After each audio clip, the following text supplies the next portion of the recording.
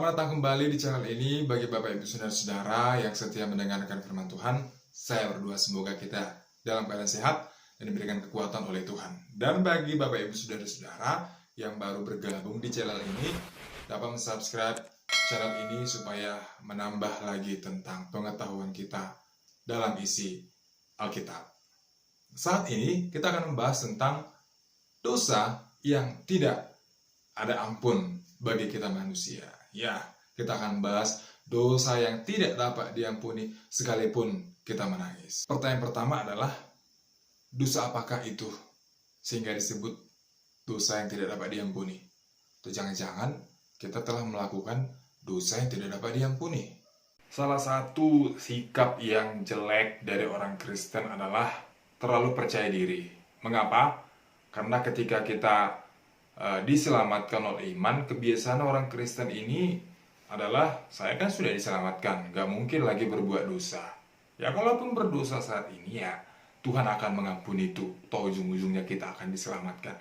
Ini adalah kebiasaan buruknya orang Kristen yang terlalu percaya diri tetapi tidak ada perubahan. Terlalu percaya diri tetapi tidak ada pertobatan, sehingga dia selalu berdosa, diampuni, berdosa lagi, diampuni, berdosa lagi. Nah, untuk menjawab dosa manakah yang tidak dapat diampuni, tentu kita harus berangkat dari Alkitab. Yang pertama, cerita ini diawali dengan ketika Tuhan Yesus ini datang ke rumah seseorang pada saat itu, lalu berkerumunlah banyak orang. Ya, di situ juga para muridnya, di situ juga orang-orang yang sangat antusias akan berita tentang Tuhan Yesus. Ya, seperti kedatangan orang-orang yang penting, orang-orang yang terkenal, atau seperti para influencer-influencer yang ternama yang biasa kita saksikan di channel-channel YouTube lainnya.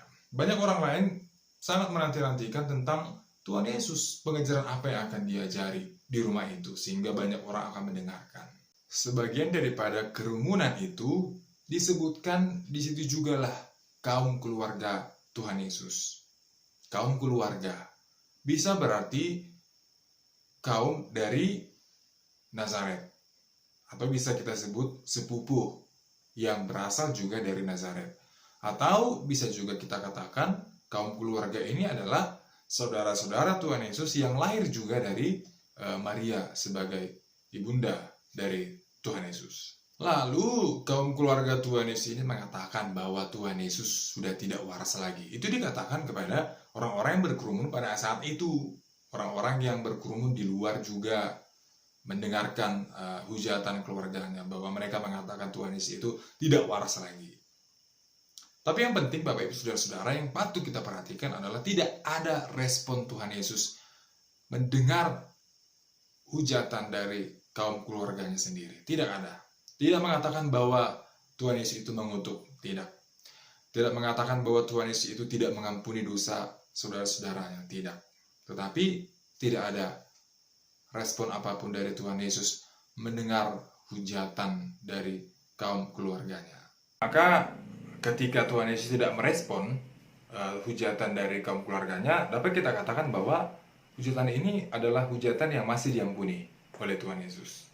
Ya, hujatan ini adalah dosa yang masih diampuni oleh Tuhan Yesus karena tidak ada respon apapun dari Tuhan Yesus.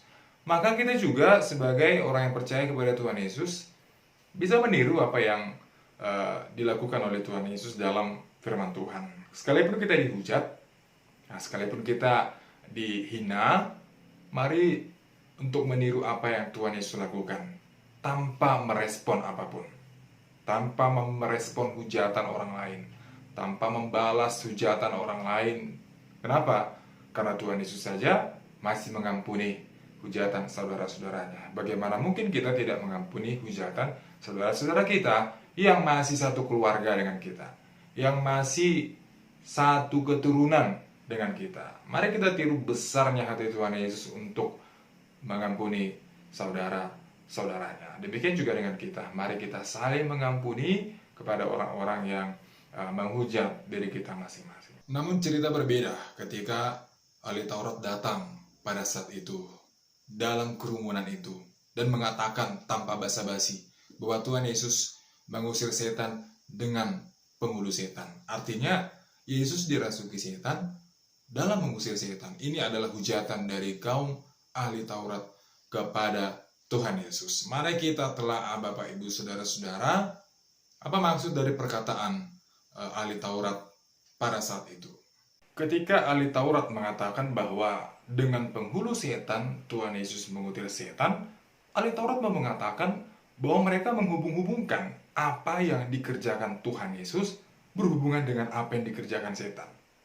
Atau sebaliknya, apa yang dilakukan setan juga dilakukan oleh Tuhan Yesus. Ini adalah hujatan yang berbeda dengan hujatan sebelumnya.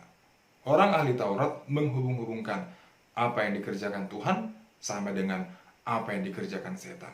Apa yang dikerjakan setan juga sama dengan yang dikerjakan oleh Tuhan. Mari kita lihat bagaimana respon Tuhan Yesus menjawab hujatan para ahli Taurat.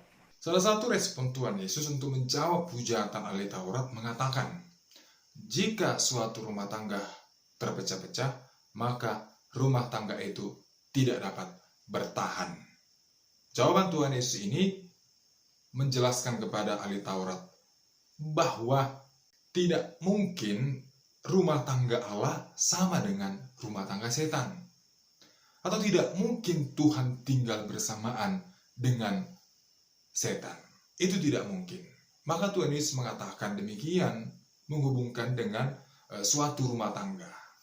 Bahwa Allah tidak mungkin tinggal bersamaan dengan setan. Itu tidak mungkin. Bapak Ibu Saudara-saudara, ada satu pasangan muda yang menikah pada usia muda. Si perempuan menikah dengan lelaki yang mencintainya. Lalu mereka menikah, mereka menikmati bulan madu. Setelah bulan madu selesai, lalu mereka kembali dalam melanjutkan pekerjaannya. Tapi di suatu pagi ketika sang perempuan ingin bekerja, ya dia pergi bekerja. Dia tidak tahu bahwa sip dia bekerja itu bukan pagi. Harusnya dia itu masuk ke sore sampai malam, begitu ya. Tetapi dia lupa dia harus masuk siang sampai malam. Dia pergi pagi. Lalu pihak perusahaan mengatakan, ya sudah tidak apa-apa, ibu bisa pulang dengan lebih awal. Lalu ketika dia hendak pulang dengan lebih awal, dia masuk ke rumah. Dia masuk dari pintu belakang. Dia naik ke tangga untuk naik ke lantai 2. Lalu ketika dia membuka pintu kamarnya, dia melihat sang suami yang baru saja menikmati bulan madu. Dia melihat suaminya dengan perempuan lain di kamar mereka sendiri. Lalu dia berteriak sekeras-kerasnya. Lalu banyak orang datang dan memergoki suaminya dengan perempuan lain. Dan banyak orang mengatakan, nggak bisa diampuni ini. Suamimu telah melakukan dosa yang tidak bisa diampuni. Ini nggak ada ampun ini. Ya, ini adalah ungkapan dari orang-orang yang merasa jijik dengan perbuatan sang suami. Sama seperti yang dikatakan Tuhan Yesus, jika suatu rumah tangga terpecah-pecah, maka rumah tangga itu tidak bertahan. Artinya, Allah itu nggak mungkin tinggal satu rumah dengan setan, dan tidak mungkin berbuat jahat, karena Allah selalu berbuat baik. Tetapi setan tidak mampu berbuat baik karena dia selalu berbuat jahat, dan keduanya tidak mungkin tinggal bersamaan. Tuhan Yesus mengatakan, semua dosa dan hujatan anak-anak manusia akan diampuni. Ya, semua hujatan yang mereka ucapkan. Dari jawaban Tuhan Yesus ini kita tahu dan kita dapat menyimpulkan bahwa ternyata ada dosa yang dapat diampuni. Ada hujatan anak manusia, kita manusia yang diampuni oleh Tuhan. Selama dosa-dosa itu tidak menyinggung dan mengatakan bahwa apa yang dikerjakan Tuhan sama dengan apa yang dikerjakan oleh setan. Selama dosa itu tidak menyamakan pekerjaan Tuhan dengan pekerjaan setan, itu masih diampuni. Maka hujatan kaum keluarga Tuhan Yesus di atas atau sebelumnya mengatakan bahwa hujatan itu masih diampuni. Mengapa? Karena mereka tidak menyamakan pekerjaan Tuhan dengan pekerjaan setan. Mereka hanya mengatakan bahwa Tuhan Yesus itu tidak waras lagi. Atau mereka mengatakan Tuhan Yesus itu sudah gila. Ya, tidak menyamakan pekerjaan Tuhan dengan pekerjaan setan. Masih diampuni. Ya, apakah itu kaum keluarganya di Nazaret atau kaum keluarga, saudara-saudara yang lahir dari Ibunda Maria itu sendiri. Itu dosa yang masih diampuni. Tetapi jawaban Tuhan Yesus kepada ahli Taurat adalah, apabila seseorang menghujat Roh Kudus, ia tidak akan mendapat ampun selama-lamanya. Inilah dosa yang tidak diampuni oleh Tuhan. Ketika manusia menyamanyamakan pekerjaan Tuhan seperti pekerjaan setan, atau menghujat Roh Kudus seperti roh setan. Ini adalah dosa yang tidak ada ampun, yang dikatakan langsung oleh Tuhan Yesus kepada orang-orang Farisi dan kepada banyak orang saat itu. Maka Bapak Ibu, janganlah menjadi seperti ahli Taurat. Ahli Taurat itu yakin bahwa mereka itu orang yang terpilih, bangsa yang terpilih, dipilih oleh Allah, tetapi tidak mencerminkan hidup yang terpilih. Kita juga sebagai orang Kristen, kalau kita orang yang diselamatkan oleh Tuhan Yesus, mari mencerminkan kehidupan yang betul-betul diselamatkan oleh Tuhan. Harus ada pertobatan, harus tahu mana yang baik dan mana yang buruk, ya. Harus tahu mana yang sopan dan mana yang tak sopan. Harus tahu juga mana yang enak didengar atau yang tidak enak didengar, atau banyak hal lainnya.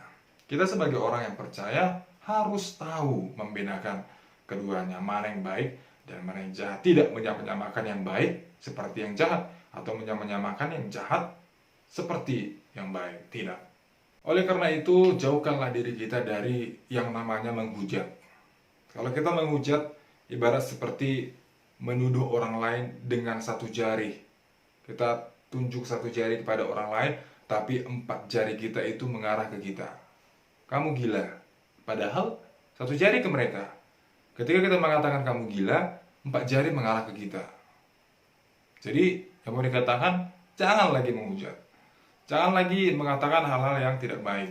Mari membedakan mana yang baik dan mana yang jahat. Itu yang ditekankan juga dalam renungan saat ini. Lalu Tuhan Yesus bertanya kepada banyak orang, siapakah ibuku dan siapakah saudara-saudaraku? Lalu Tuhan Yesus melanjutkan, tetapi barang siapa yang melakukan kehendak Allah, dialah saudaraku perempuan, dialah saudaraku laki-laki, dialah ibuku. Inilah keluarga Allah. Sebagai keluarga Allah, kita harus mendengarkan apa yang dikatakan Allah sebagai kepala dari keluarga Allah itu sendiri. Tidak boleh ada yang bertentangan. Kita harus mengiyakan apa yang dikatakan Allah, bukan mengiyakan apa yang dikatakan setan. Jati diri kita sebagai orang yang percaya harus jelas. Jangan kita di dalam rumah mengatakan iya kepada Tuhan, tapi di luar rumah kita mengiyakan setan. Jangan. Kita dipanggil untuk saling mendukung, mendengarkan apa yang dikatakan Allah, bukan apa yang dikatakan setan. Maka, Bapak Ibu Saudara-saudara, tampillah dalam kehidupan kita sehari-hari dalam kebenaran daripada Tuhan. Tahu mana yang baik dan mana yang jahat. Tuhan memberkati.